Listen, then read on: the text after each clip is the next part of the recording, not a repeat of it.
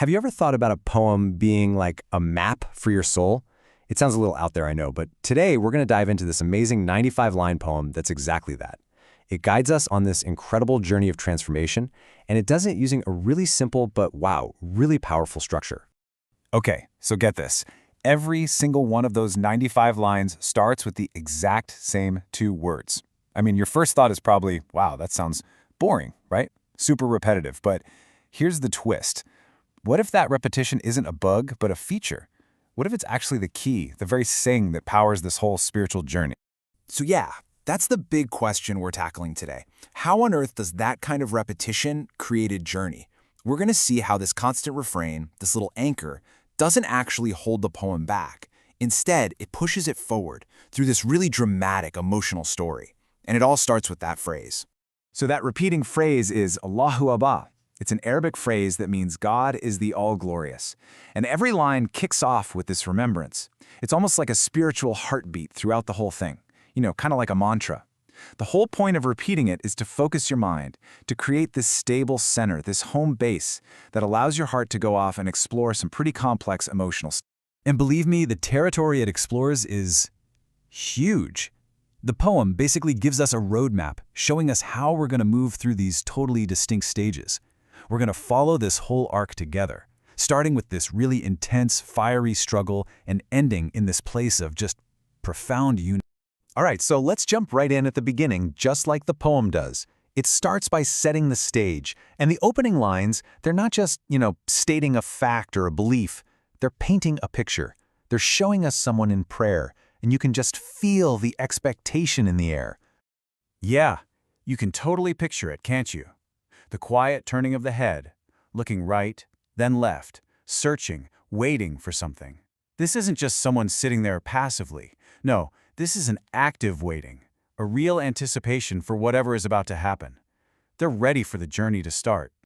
And from that quiet place of waiting, things really heat up. The prayer just kind of ignites into a struggle. The big idea here, the main metaphor, is veils. You can think of these as all the personal hang-ups, the spiritual blind spots, or just the worldly distractions, all the stuff that gets in the way of seeing things clearly. And the goal here isn't just to peek around them, it's to burn them to the ground. And just listen to the language here. I mean, wow. Fire kindles, burn the curtains, melts hearts, sets all aflame. This isn't just pretty poetry, you know? This is a really passionate plea. It's this raw, honest admission of messing up and this deep, burning desire to get past whatever is causing that feeling of separation and pain. Okay, so after all that fire and intensity, there's this really huge shift. It's a major turning point. The focus completely moves away from the speaker's own efforts. My struggle, my pain, what I need to do. And it turns toward a total reliance on a higher power. It's this beautiful pivot from I to thou. And the poem lays this out so clearly.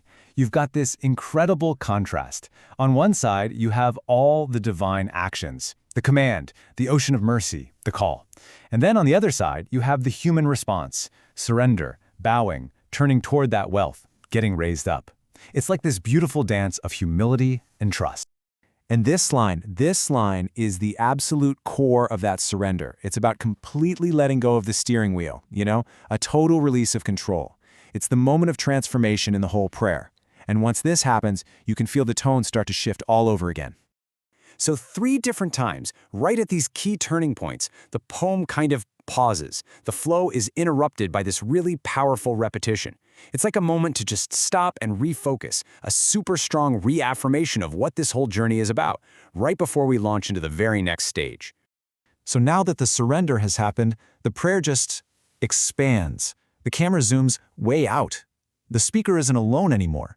Their personal prayer, their personal testimony suddenly gets amplified because they're joining this huge universal chorus.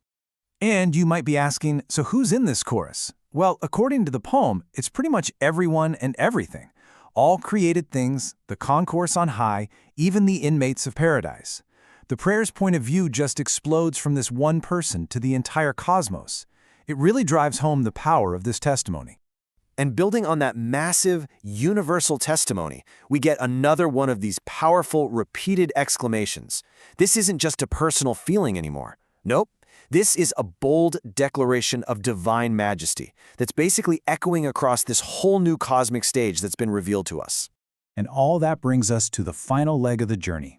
We've gone through the struggle, the surrender, the testimony, and now we finally arrive at the destination, nearness. This is it. This is the culmination of everything, the moment where that ache of being separate is finally replaced by this incredible feeling of unity. The poem really wraps this up beautifully for us, giving us the final steps of the transformation in 3 amazing lines. You can see the whole journey right here. It's a progression from the absolute lowest point, dust, all the way to the highest, paradise.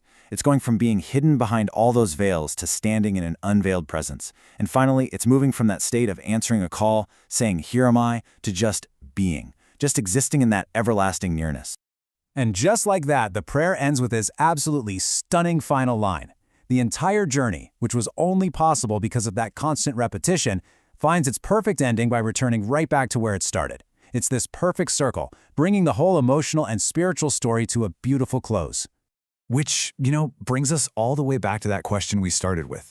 This 95-line journey shows us, plain as day, how a constant anchor doesn't have to keep you stuck. In fact, it can be the very thing that gives you the stability and the freedom to move, to struggle, to let go, and, in the end, to arrive somewhere completely new.